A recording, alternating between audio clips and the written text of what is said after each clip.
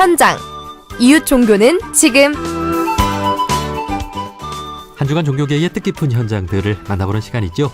오늘 만나볼 현장은 개신교 현장인데요. 오늘은 세계 난민의 날을 맞아서 수원에서 난민 쉼터를 운영하고 계신 목사님 한 분을 만나보겠습니다.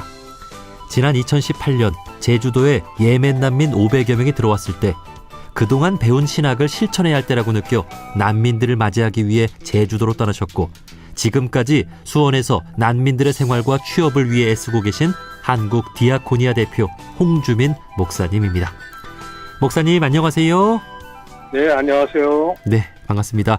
자, 간단히 목사님 소개와 인사를 좀 부탁드리겠습니다. 네, 저는 한국 기독교 장로회 목사이고요. 그리고 사단법인 한국 디아코니아 대표를 맡고 있는 홍주민 목사입니다. 네. 12년 전에 이 한국 디아코니아를 세웠고요. 난민과 그 이주민들을 돕기 위해서 세웠는데 6년 전에 저희가 그 난민들을 만나면서 난민 사역을 하고 있고, 4년 전부터는 또 노숙인 사역을 같이 겸해서 수원에서 난민센터를 운영하고 있습니다. 예. 네. 자, 오늘 세계 난민의 날인데요. 목사님께서는 난민들을 위한 활동을 하고 계신데 이 세계 난민의 날을 맞이하는 그 마음가짐이 또 남다르실 것 같습니다. 예. 지금 세계 그 강제 실향민, 즉 난민에 속하는 사람들이 한 1억 2천만 명이라고 하더라고요. 근데 이제 난민이라고 하면은 인종, 종교, 국적, 그리고 사회적 신분이나 정치적인 견해 때문에 살고 있는 땅에서 박해를 받을 수 있기 때문에 선택의 여지가 없이 도주한 사람들을 난민으로 규정을 하는데, 네. 지금 한국에는 1994년 이래 우리가 난민을 받아들였는데 누적 개수로 한 6만 5천 명이 지금 한국에 이제 난민 신청자가 됐고요. 지금 현재는 한국에 그 난민으로 인정해서 사는 사람들이 한 1,000명 정도 되고요. 네. 그리고 인도적 치료자가 한 2,000명, 그리고 난민 신청자가 한 3만 명 정도가 지금 체류하고 있는 것으로 알고 있습니다. 네. 그래서 이분들이 제가 생각할 때는 이주민보다도 더 여러 가지 어려운 국면에서 있기 때문에 세계 난민의 날, 이 날을 기해서 난민들에 대해서 좀 더 기억했으면 하는 생각입니다. 네. 세계적으로 난민들이 더 많이 생기고 있고, 우리나라도 국제사회의 일원으로서 난민에 대해서 한 번 더 생각해보고 더 이렇게 좀 받아들일 수 있는 그런 사회가 되어야 되겠습니다. 네. 자, 목사님께서는 지난 2018년에 예멘 난민 500여 명이 제주도에 들어왔을 때 이들을 위해 제주도로 떠나셨다고 들었습니다. 난민들을 위해 나서야겠다고 결심한 계기가 있을까요? 저희가 아까도 말씀드렸듯이 이제 한국 디아코니아라는 법인이 난민과 이주민을 위해서 결사체로 이제 시작을 했는데 12년 전에. 근데 이제 6년 전에 이제 예멘에서 온 난민들이 제주도에 한 500여 명이 한꺼번에 오면서 한국 정부와 또 제주도 지자체에서 그렇게 무방비 상태에서 받다 보니까 그때 이제 시민사회가 이제 움직이게 됐는데, 저희들도 이게 무슨 문제지 하면서 개입을 하게 된 그 동기라고 할 수 있겠습니다. 네. 자, 그때를 계기로 해서 2018년 예멘 난민들과 함께 지금까지 수원에서 난민 쉼터와 케밥집을 운영하고 계신 거죠? 네네, 그렇습니다. 예, 저희가 2018년 5월 달에 예멘에서 한 500여 명이 이제 오면서 난민 심사를 한 6개월 정도 받으면서 제주도에서 이제 출도 금지 명령이라고 하는 그런 속에서 이제 이 예멘 친구들이 이제 육지로 못 나왔어요. 그래서 근데 이제 들려오는 소문이 이제 하루에 밥을 한 끼밖에 못 먹는다, 그런 노숙한다, 그런 소리를 듣고서 모금 운동을 우리 법인에서 시작하면서 네. 5번 정도 우리가 제주도를 왔다 갔다 하면서 모금을 해서 그 친구들을 도우면서, 그리고 이제 한 6개월 후에 이제 난민 심사 마친 다음에 육지로 나오면서 이분들을 또 어떻게 도와야 될까 했을 때 오산에서 이제 쉼터를 하게 됐는데, 그때 이제 난민 심사를 받은 친구들 중에서 인정자는 단 2명이었고요. 네. 그리고 인도적 체류 허가자는 412명. 그렇게 해서 이제 저희가 2018년 10월 31일부터 오산에서 쉼터를 운영하면서 하다가 보니까 이 친구들한테 가장 중요한 게 일터더라고요. 그래서 이제 한 반년 후에 수원에 사회적 기업으로 케밥하우스를 만들었고 쉼터와 그런 그 난민센터를 운영하게 됐습니다. 네, 예. 이제 앞서 말씀해주신 대로 지금 난민이 1억 명이 넘을 정도로 많은 난민들이 있는데 과거에는 뭐 전쟁이나 분쟁으로 난민들이 발생을 했는데 지금은 기후 위기로 더 많은 난민들이 발생하고 있는 상황이라고 알고 있습니다. 자, 그런데 우리나라에는 그 난민들이 거의 오지 않는 그 나라기도 하죠? 그렇죠. 지금 우리나라 지정학적으로 분단으로 인해서 이제 휴전선이 꺼져 있고, 그리고 우리나라에는 난민으로 오려면 비행기를 타고 오거나 뭐 배를 타고 와야 되는데, 상당히 저쪽 유럽이나 이런 데하고는 지정학적으로 상당히 틀리죠. 그리고 이제 특히 이제 우리 한국은 이제 단일 민족 개념, 그런 이념이 있기 때문에 난민이나 이주민에 대한 상당히 거리감이 있기 때문에, 난민이 별로 오지도 않지만은 난민이 와도 상당히 어려운 현실에 지금 처해 있죠. 네. 자, 그렇다 하더라도 우리나라도 국제사회의 일원으로서 난민들을 위한 뭐 역할 또 어떤 일정 지원을 좀 해야 될 것 같은데 좀 어떤 의견을 갖고 계십니까? 예, 우리가 1992년에 유엔 난민 협약에 가입된 세계에서는 그래도 이제 그런 인정을 받는 나라고요. 1994년부터 난민을 수용하기 시작했고 2013년에는 우리나라 법으로 난민법을 만든 나라입니다. 그래서 이 동남아시아에서 상당히 난민에 대해서는 겉으로 볼 때는 이런 포장은 돼 있지만은 실질적인 면에서는 상당히 부족한 면이죠. 그래서 세계 난민들이 생각할 때 여기는 유엔에도 가입돼 있고 난민법도 있습니다. 그래서 이제 지난번에 6년 전에 올 때도 예멘 친구들이 온 이유가 그런 이유가 있습니다. 그래서 우리나라가 이제 국제사회, 세계 시민의 일원으로서 좀 지원에 나서야 되겠다 그런 생각을 하고 있습니다. 예. 이제 목사님께서 경험해 보셨겠지만 우리나라는 난민을 잘 받지 않는 나라, 또 난민을 인정하는 것이 법적으로 좀 까다로운 나라라고 하는데 맞습니까? 네, 아까도 말씀드렸듯이 이제 지정학적인 입장에서 우리나라가 그렇고 또 단일민족 이데올로기에서 상당히 어려운 상황입니다. 그래서 이제 세계에서 가장 난민을 수용하지 않는 나라, 난민 인정률에 있어서 세계 거의 꼴찌에 해당하는 나라로 이제 되어 있습니다. 그래서 이제 한국에 온 난민들이 이제 공항에서 한번 컨트롤 받을 때 거의 10명 중에 한 7명은 강제 출국을 당하고요. 또 난민을 신청을 해서 난민 심사를 받아도 상당히 어려운, 특히 현 정부에 들어서도 더 어려운 그런 난민 심사와 난민 불인정으로 이제 취업 판결을 받게 되고, 그리고 결국은 이제 말씀드리겠지만은 아까 이제 1994년도부터 난민을 수용했지만은 누적 개수 한 6만 5천 명 중에서 난민 인정받은 사람들이 한 1,000명밖에 안 되거든요. 네. 그리고 인도적 체류자가 한 2,000명 되고 거의 3만 명 되는 지금 난민 신청자 신분의 난민들이 상당히 어려운 상황에 있습니다. 현 정부 들어서서 더 이제 난민들에 대해서 수용하지 않는 그런 정책으로 가고 있다 이렇게 볼 수 있습니다. 예. 네. 그러니까 우리나라가 난민 인정률이 최하위 국가라고 하셨잖아요.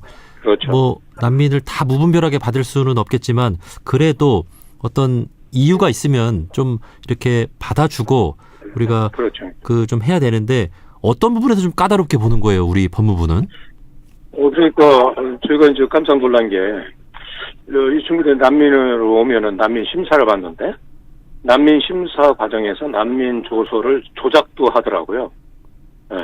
그래서 이제 너 왜 왔냐? 그러니까 우리나라가 지금 이렇게 박해를 왔습니다. 그런데 난민 조서에는 돈 벌러 왔다 이런 식으로. 그래서 이제 지난 2018년 19년에 그런 사건이 있었습니다. 난민 조서를 꾸밀 때 조작한 사건이. 이게 좀 문제가 될 수 있는 일 아닙니까? 이런 얘기들이? 그렇죠. 그래서 지금 난민 관련 단체에서 지난번에 멀지 않은 과거인데 4월 달에 이제 대법원에서 난민 조작 사건에 대해서 이제 대법원에서 판결이 났는데 기각을 당했어요, 또. 그래서 상당히 사건이 있었고, 그리고 제가 이제 실질적으로 2018년부터 난민 문제에 대해서 개입을 했는데, 우리 케밥집에 이제 그런 친구들이 많이 와요. 그러니까 정치적 난민인데, 특히 뭐 이집트나 예멘, 이 친구들이 와가지고 난민 조서를 꾸밀 때 이 수락당한 그 흔적을 발견하면서 우리가 청와대하고 인권위원회하고 이제 법무부에 그 탄원을 한 적이 있습니다. 예. 그래서 이제 조금 뭐 제도적으로 개선은 있었지만 이번에 또 이제 발각되면은 대법원에서 이것이 이제 기각된, 그러니까 그 손해배상 청구를 했는데 이제 그것이 대법원에서 기각된 그런 사건이 지난 2달 전에 있었어요. 이게 만약에 사실이라면 네. 대법원에서 뭐 기각을 왜 했을까요?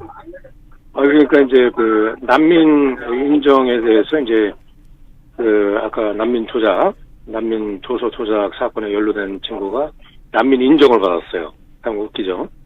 근데 그 이후에 이제 그 국가에 대해서 손해배상을 청구했는데 그 사건이 이제 기각당한 사건이죠. 예. 예. 인정은 됐군요. 그렇죠. 네. 그런 사건이 뭐 그 친구뿐만 아니라 앙골라에서 온 난민이 있었는데 공항 난민으로 한 288 동안 인천공항에서 이제 노숙하면서 버티다가 이제 결국은 공항 밖으로 나와서 난민 신청을 하게 됐고, 그 이후에 난민이 인정을 받은 케이스도 있어요. 루렌도 씨라고.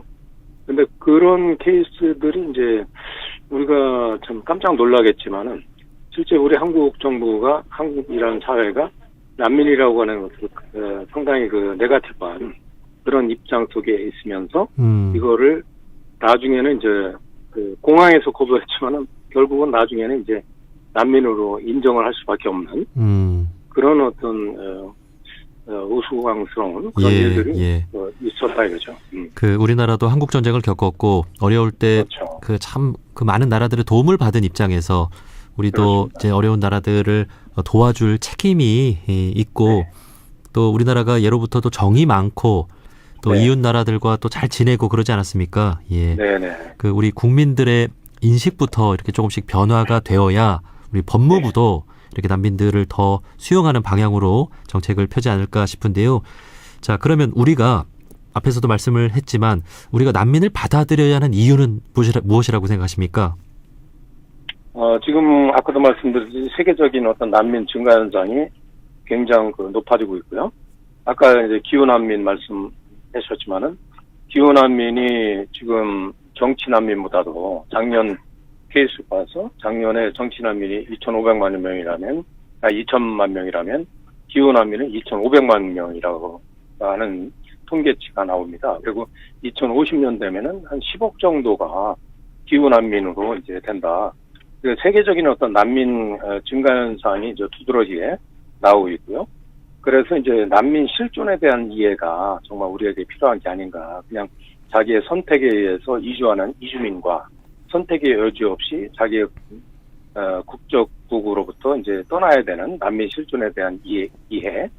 그리고 이제 난민들이 왔을 때 우리가 이제 흔히 생각하는 게 경제적인 일자리가 이제 손실이 된다 이렇게 생각하는데, 그거는 이제 학문적으로도 그리고 통계적으로 이게 결코 아니라는 거죠. 예. 저희들의 경험도 그렇습니다.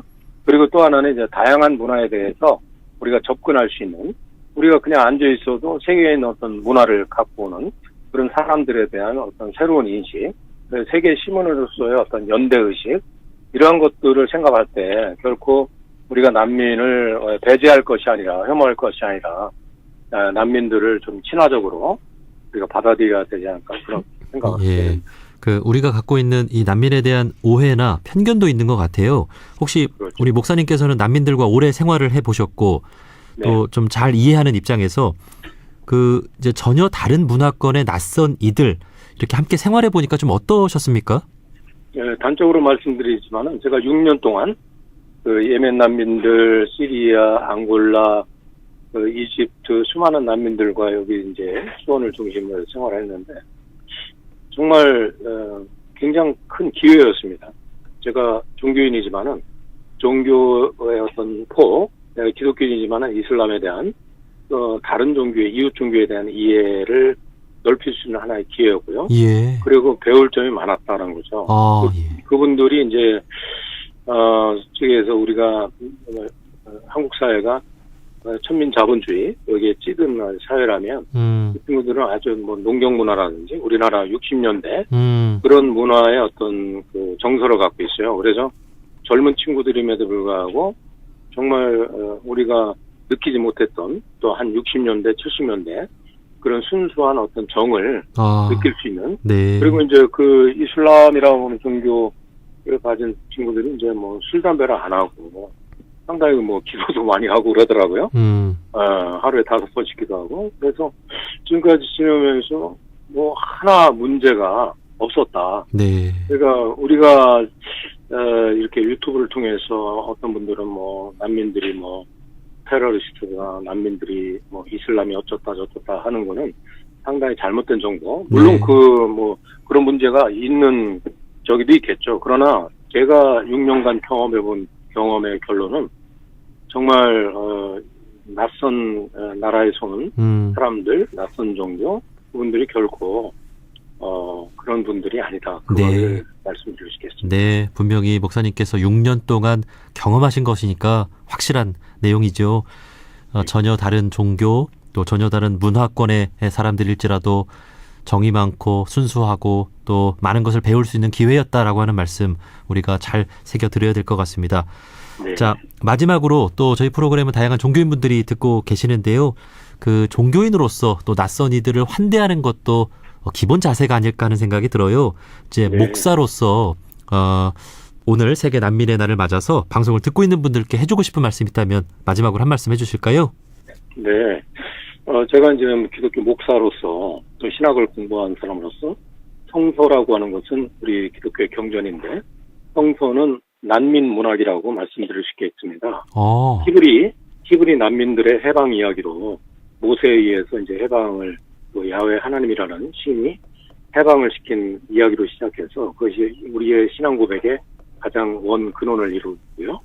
그리고 이스라엘이 포로기 때에 겪었던 이야기들 그런 것이 이제 어떤 난민으로 갔을 때 이제 그 나라에서 이제 적응해 나가는 이야기들 이게 구약 성서에 쭉 들어가 있고요. 예. 그리고 이제 기독교는 또 예수라고 하는 분을 메시아로 모시고 있는데 이분은 또 처음에 태어나자마자 이집트로 박해를 피해서 난민으로 갔잖아요. 예. 그리고 이제 바울은 이제 활동 무대가 시리아나 튀르키 지금 우리한테 오고 있는 그 난민들이 거의 그 기독교의 무대입니다. 그 바울도 그 무대에서 방랑하는 그 이야기로 복음서나 이제 바울 서신의 이야기고요.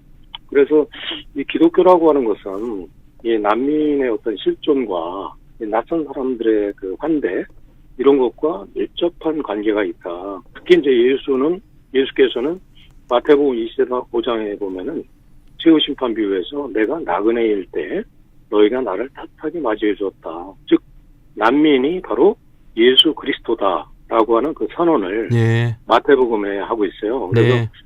요번에 이제 카톨릭의 그 교종 프란치스코 그분도 이제 난민의 날을 맞이해서 며칠 전에 그런 말씀을 하셨더라고요. 바로 난민이 예수 그리스도다. 저는 그 입장에 상당히 동의를 하고요. 네. 그래서 우리 종교인이라면 특히 이런 정말 자기가 사는 땅에서 박해받아서 그 죽음의 위기 속에서 도주해온 도망쳐 나온 그런 사람들에 대해서 우리가 따뜻한 어떤 마음으로 맞이를 해야 되는 것은 당연한 일이라고 생각합니다. 네. 특히 이제 어제 제가 이집트에서 온 정치 난민인데 그분이 여기서 6년 동안 살다가 네덜란드로 간 친구가 있어요. 그 친구한테 이제 메일을 받았는데 여기서 6년 동안 난민 인정을 못 받고 있다가 여기서 이집트에서 정치 난민으로 뭐 고문도 받고 그러면서 굉장히 정신 장애가 있을 정도로 한국에서 6년 동안 난민 인정을 못 받고 있다가 도저히 못 견뎌가지고 그 당시까지 이제 우리 한국기아 분야가 그 친구의 어떤 도움을 많이 줬어요. 네. 특히 이제 의료적인 측면에서도 의사 선생님과 연결해서 굉장히 도움을 줬는데 이 친구가 계속 우리한테 감사하다 하면서 네덜란드로 이주하자마자 이 친구는 난민 인정을 받은 거예요. 아, 그래요? 그리고 가족을 상봉했고 거기서 어학코스에 들어갔고 그리고 가족이 와서 방 3칸짜리 집을 정부로부터 받았고 예. 그런 이야기를 하면서 너무 이제 한국 정부에 대해서 우리 한국의 이제 난민 정책에 대해서는 비판을 하지만은 우리 시민사회가 도왔던, 특히 우리 한국대학원회가 도왔던 이 부분에 대해서 감사의 표현을 그렇게 많이 하는 거예요. 그래서 제가 이제 마지막으로 드릴 말씀은 우리가 한국 사회가 또 한국 정부가 한국의 역사상 정말 난민이라고 하는 이 실존에 대해서 상당히 문외한이고 좀 거리가 있어요.